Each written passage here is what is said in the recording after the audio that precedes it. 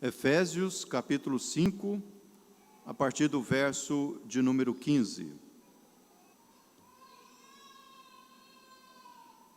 Assim diz a palavra do Senhor. Ouçamos com fé. Efésios, capítulo de número 5, a partir do verso de número 15. Portanto, vede prudentemente como andais, não como nécios, e sim como sábios, remindo o tempo, porque os dias são maus. Por esta razão, não vos torneis insensatos, mas procurai compreender qual a vontade do Senhor. E não vos embriagueis com o vinho no qual há dissolução, mas enchei-vos do Espírito, falando entre vós com salmos, entoando e louvando de coração ao Senhor, com hinos e cânticos espirituais, dando sempre graças a nosso Deus e Pai, em nome de nosso Senhor Jesus Cristo, sujeitando-vos uns aos outros no temor de Cristo. Deus nos abençoe na compreensão da sua palavra. Em uma celebração de batismo no início da era cristã, água fria escorria pela cabeça e pelo pescoço das pessoas que davam um passo para fora da fonte, enquanto sentiam arrepios durante as orações batismais. Pequenas gotas escorriam da ponta dos cabelos e caíam no chão, formando pequenas poças junto a seus pés. As gotículas desenhavam círculos sobre a superfície das poças, enquanto a água lentamente rolava pelo chão, unindo-se a outras pequenas gotas e poças. Apesar das pessoas batizadas serem diferentes, e até mesmo de diferentes etnias, idades e classes sociais, a água e a palavra do batismo as uniram para compartilhar uma nova vida ao selar, iluminar e lavar em Cristo. Essas são palavras de um texto da Bíblia de estudo da Reforma, fazendo alusão a este momento especial em que os irmãos efésios eram batizados. Os efésios, conforme nós já falamos, eram irmãos que, na sua maioria, vinham dos gentios, porque Éfeso era uma cidade gentílica, uma cidade importante na Ásia Menor. Mas havia também na igreja dos Efésios irmãos judeus. Paulo, por 3 anos, esteve na cidade de Éfeso, instruindo e falando a respeito do caminho do Senhor para aqueles irmãos. Conforme nós vimos no capítulo de número 2, em sermão passado, Cristo Jesus derrubou pela sua morte, pelo seu sacrifício, a parede da inimizade. Agora, então, judeus e gentios podiam juntos cultuar e bendizer o nome do Senhor. A cidade de Éfeso tinha o grande templo da grande deusa Ártemis, que depois passou a se chamar Diana dos Efésios. E ali, naquele templo, acontecia as mais profundas barbaridades que possamos imaginar. E dentro deste contexto, então, foi que o Senhor Deus foi servido em enviar os seus missionários para aquela cidade, a fim de que ela pudesse ser resgatada. Nesse trecho que nós acabamos de ler, meus irmãos, nós nos deparamos mais uma vez, como é de costume do apóstolo Paulo, e como é comum em qualquer narrativa, com uma conjunção. A conjunção é um recurso da linguística e a conjunção está presente em qualquer idioma, e esse recurso linguístico tem o objetivo de fazer ligação. No caso específico, a conjunção do verso 15, portanto, é uma conjunção conclusiva. Ela conclui o pensamento anterior do apóstolo Paulo para, de maneira subsequente, considerar aquilo que estava na sua mente e no seu coração. O pensamento anterior é exatamente o sermão que foi pregado no domingo passado pelo presbítero Peterson. Portanto, vede prudentemente como andais. Depois de tantas exortações feitas nos versos anteriores, Paulo está chamando a atenção dos irmãos efésios para que eles pudessem considerar como eles estavam andando. E Paulo os exorta a que vejam que, de maneira prudente, é que eles precisam caminhar. Vede prudentemente como andais, não como nécios, não como pessoas desprovidas de sensatez, de lógica, de conhecimento, e sim como sábios. E neste processo de andar de maneira prudente, Paulo os exorta a remir o tempo, a buscar aquilo que é bom dentro do contexto em que estão vivendo, remindo o tempo porque os dias são maus. Mas, não obstante os dias serem maus, é possível que busquemos aquilo que é bom no tempo em que nós estamos vivendo. Este é o pensamento do apóstolo Paulo. Portanto, ou por esta razão, não vos torneis insensatos.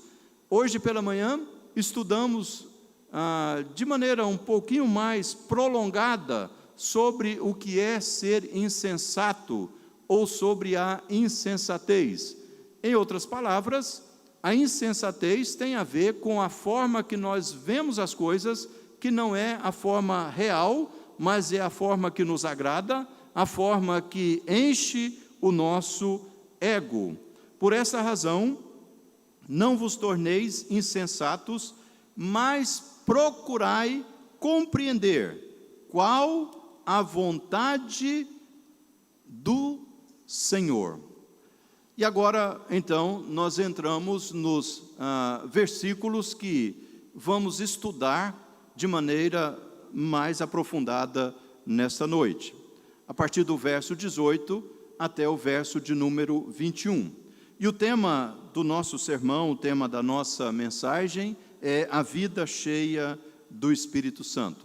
Uma vida cheia do Espírito Santo, meus irmãos, ela traz alguns resultados. E nós veremos, à luz destes versículos subsequentes, como deve ser uma vida cheia do Espírito Santo e quais são os resultados que uma vida cheia do Espírito Santo produz. Portanto, assim diz a palavra do Senhor: e não vos embriagueis com vinho, no qual há dissolução, mas enchei-vos do Espírito. Quando ele faz esta referência a não se embriagar, ou que os irmãos não se embriaguem com o vinho, no qual há dissolução, a referência aqui, meus irmãos, tem muito a ver com a expressão de culto, porque, infelizmente, naquela época, naquele contexto, os cultos eram regados de prostituição e os cultos eram regados de embriaguez, de orgias e de tudo mais. Obviamente, cultos pagãos, cultos que eram praticados entre os gentios. Isso não acontecia apenas na cidade de Éfeso, no templo da grande Diana dos Efésios, mas isso também acontecia na cidade de Corinto. Por isso que Paulo vai fazer referência naquele momento em que os irmãos estão reunidos para participarem da mesa do Senhor, de que ele não tinha algo para louvá-los.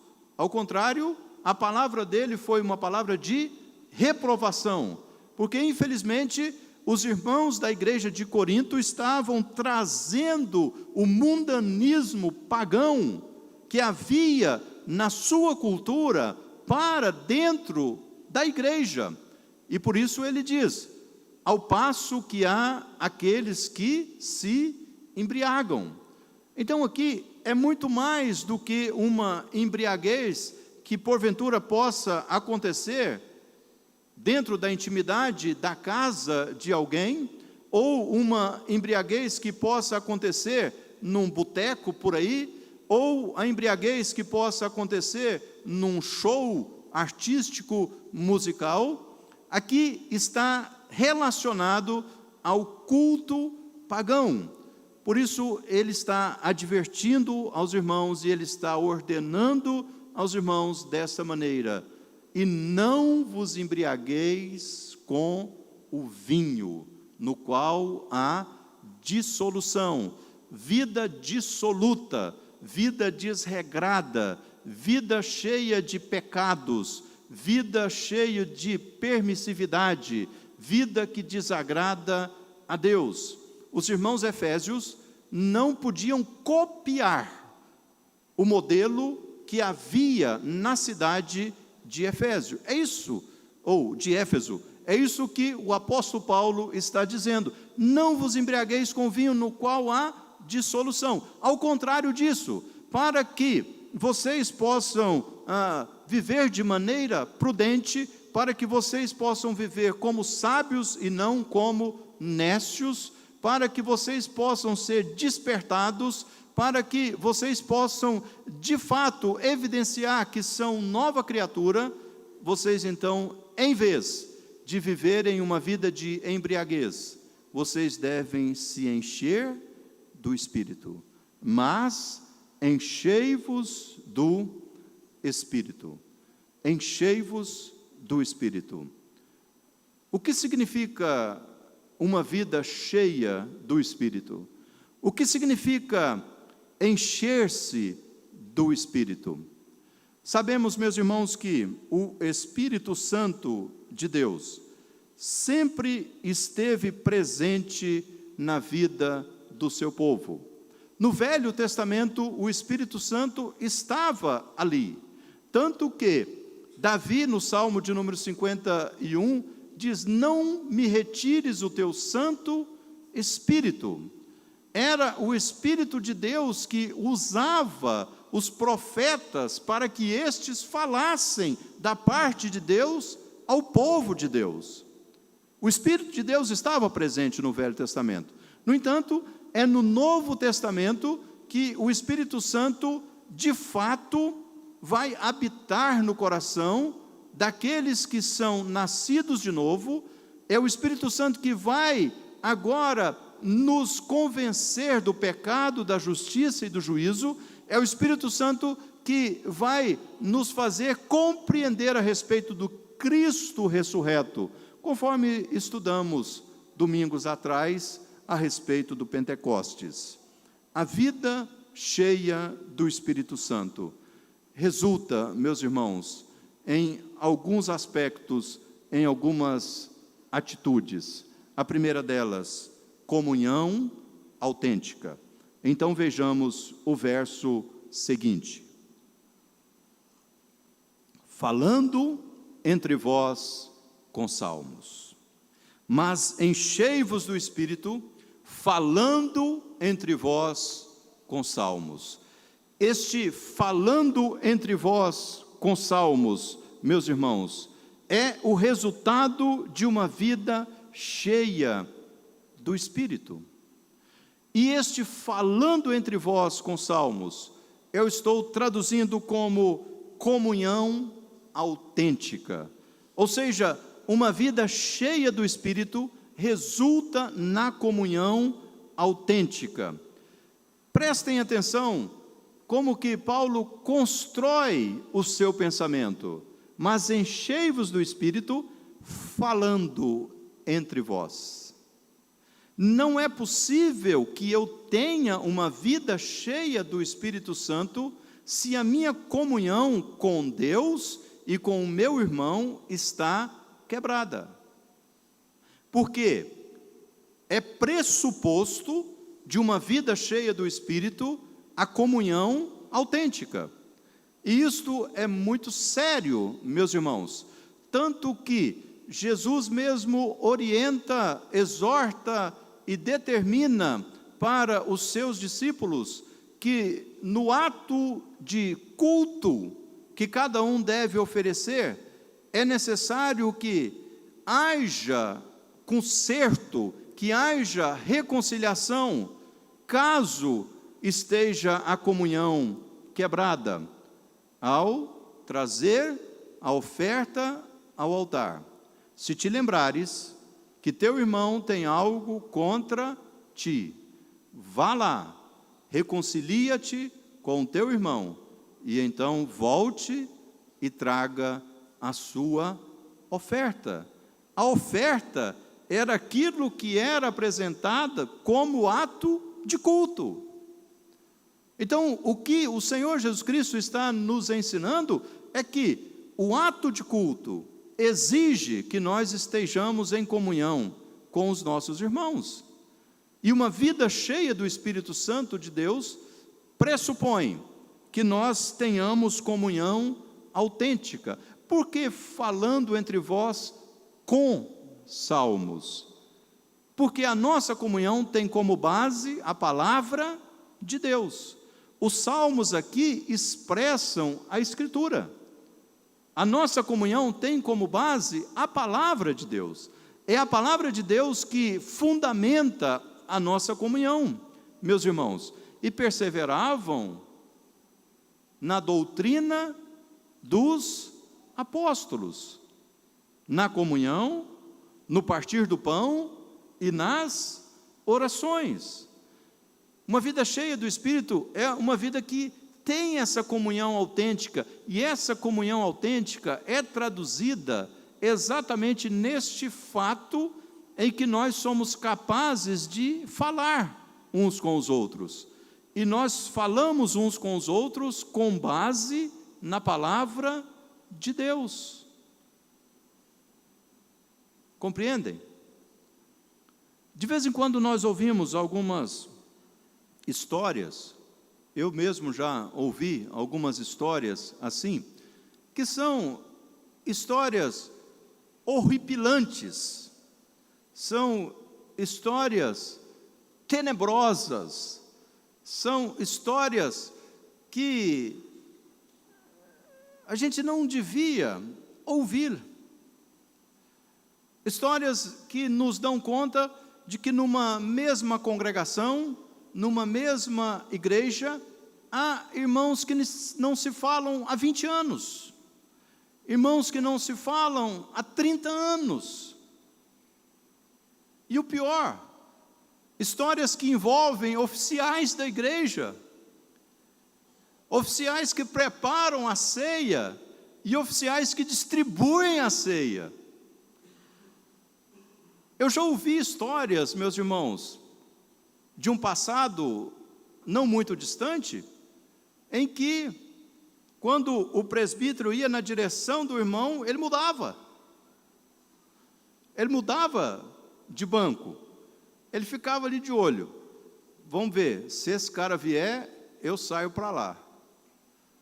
Já se posicionava de um jeito que desse uma certa distância, mas às vezes dava uma zebra e o irmão mudava de lugar, do lugar costumeiro dele, ia na coluna errada, né? E o outro que estava em inimizade ainda dizia, mas esse sujeito ele só vai por ali, por que hoje ele veio bem na minha frente? São histórias horripilantes, mas são histórias verdadeiras. São pessoas que não têm uma vida cheia do Espírito. São pessoas que não são capazes de falar entre elas. Uma vida cheia do Espírito, ela pressupõe uma comunhão autêntica. E uma comunhão autêntica, ela vai nos mostrar a realidade das falhas que nós cometemos e a necessidade que temos de corrigi-las. Não me esqueço de uma vez em que ouvi um pastor contando uma ilustração, numa breve mensagem. Isso aconteceu no Paraná. O pastor chama-se Irani Marques. O pastor Irani Marques é professor também, e ele estava falando por ocasião de um culto de formatura. Foi exatamente quando eu e a Lucilma visitamos a cidade chamada Turvo, no Paraná, no final de 92, né? No final de 92, para conhecer os irmãos e no outro ano ficarmos ali com o pastor Eli, Roberto Couturi. O pastor Irani nos chamou e nós fomos lá naquele culto. Eu me lembro, creio que ela se lembra também dessa ocasião. E ele, então, para ilustrar a ideia de unidade e a ideia de comunhão, ele contou a seguinte história, ou fez a seguinte ilustração. Ele disse: estar junto das pessoas não é algo tão fácil e não é algo tão simples assim. Estar junto das pessoas é como pensarmos num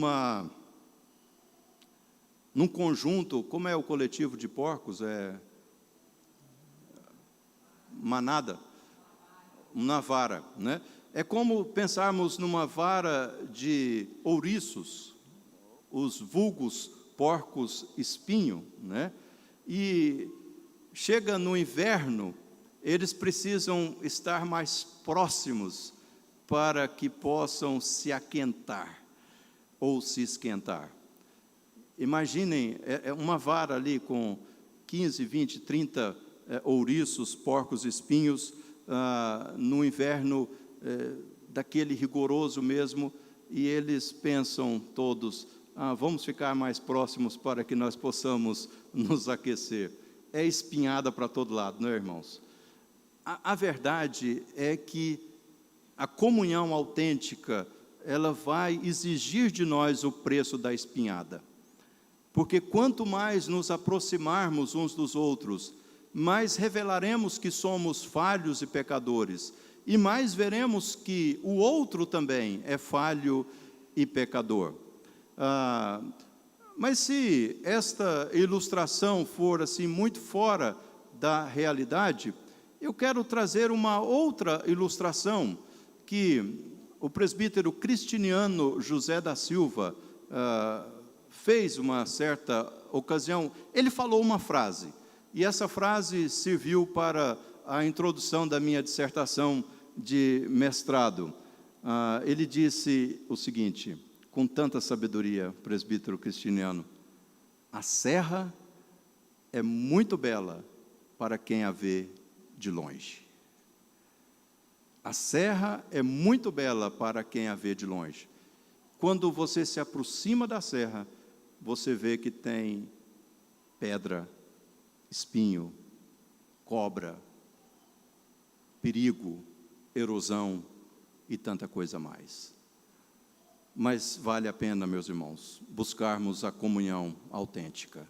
Uma vida cheia do Espírito é uma vida que pressupõe comunhão autêntica. Em segundo lugar, uma vida cheia do Espírito se expressa na adoração sincera. Quando ele diz: entoando e louvando de coração ao Senhor, com hinos e cânticos espirituais. Uma vida cheia do Espírito também expressa e pressupõe uma adoração sincera. Aqui Paulo está falando do culto, ele está falando da adoração. Quando ele diz desta maneira, meus irmãos, entoando e louvando de coração, com hinos e cânticos espirituais. Bom, vamos tentar compreender a mente de Paulo aqui? Primeiro, os hinos, eles obviamente têm a ver com o saltério, eles têm a ver com o livro dos Salmos. A maioria dos Salmos foi composta para que o povo de Deus adorasse no templo, em Jerusalém. A maioria dos Salmos, não todos, mas a maioria. E Paulo certamente aqui está fazendo referência a este saltério, a este grande inário, que são os salmos. E através deles, o povo então podia prestar uma adoração sincera. O Salmo 100, por exemplo, nos diz: celebrai com júbilo ao Senhor. Entrai por suas portas com ações de graças, e nos seus átrios com hinos de louvor. Rendei-lhe graças, bendizei-lhe o nome, porque sois povo do seu pastoreio.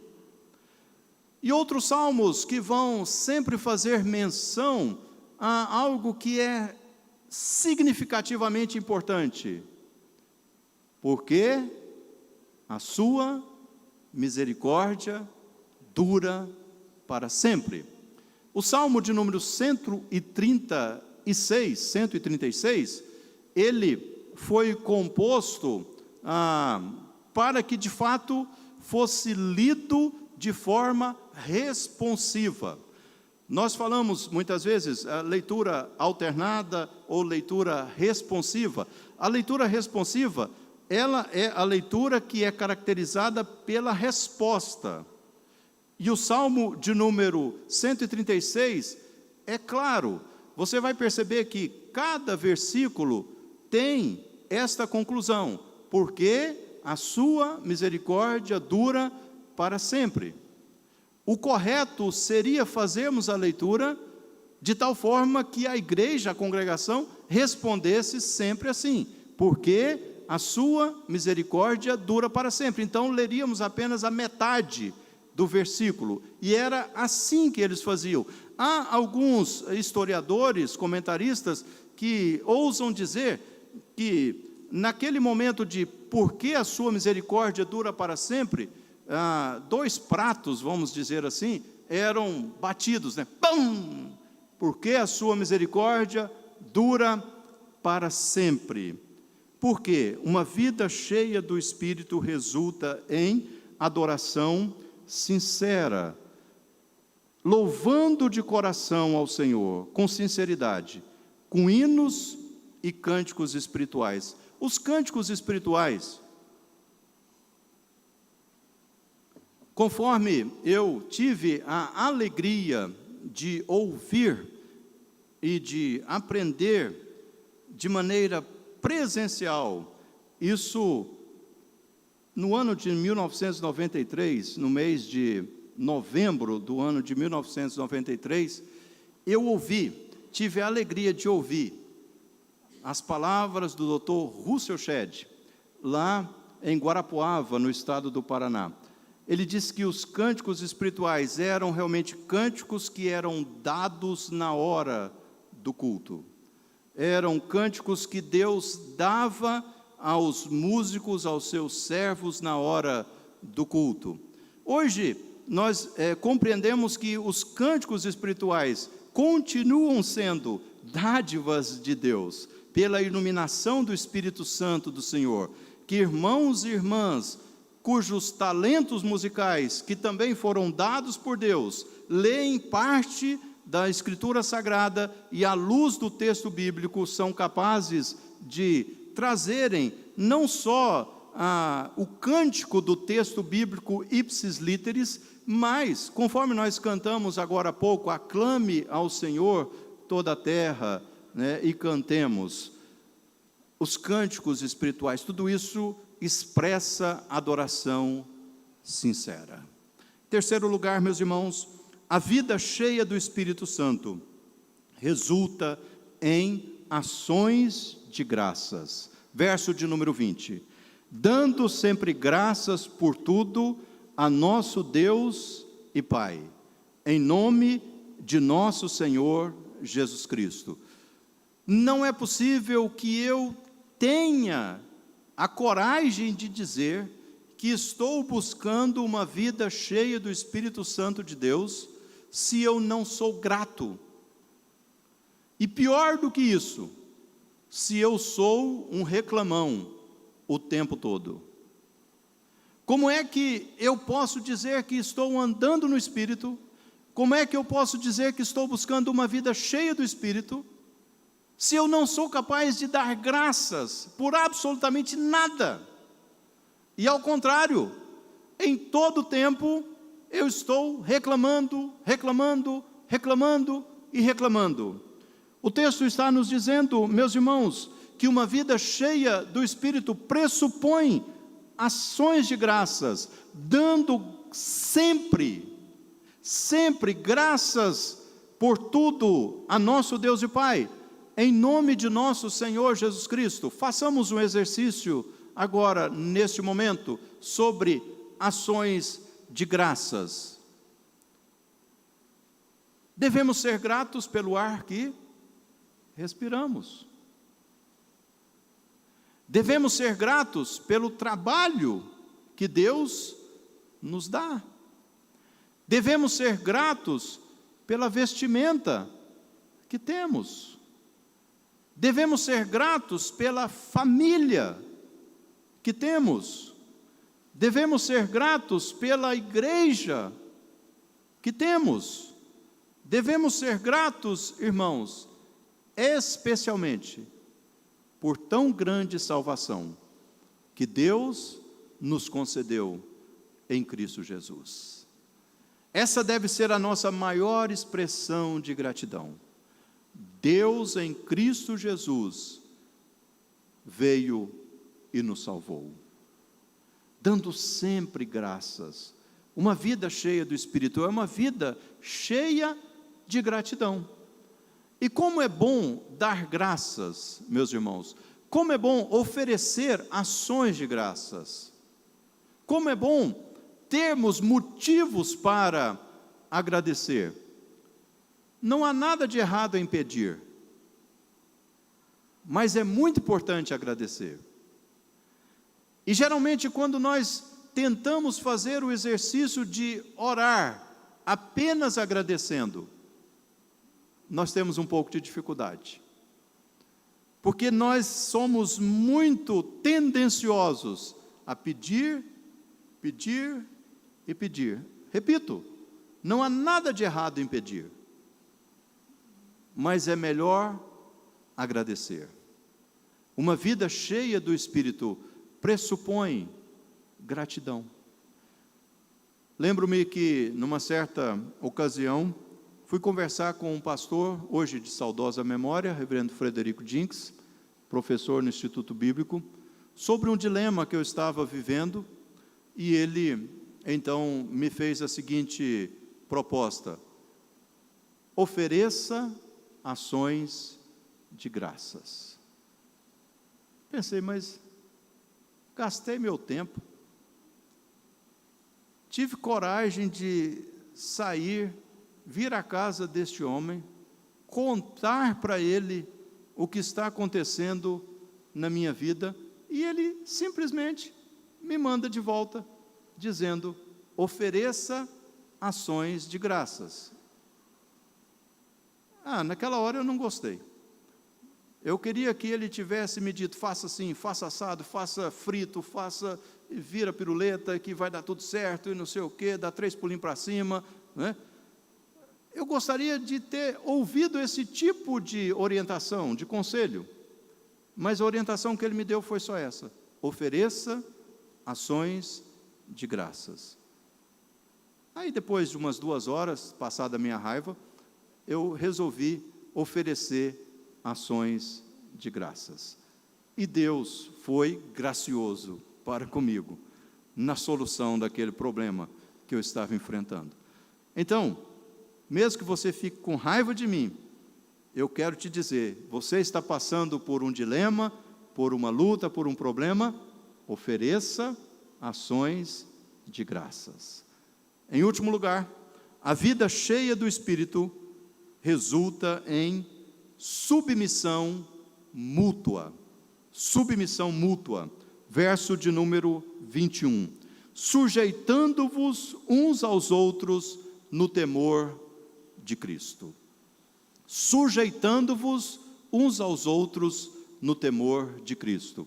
Não é possível dizer que eu tenho uma vida cheia do Espírito se eu sou arrogante,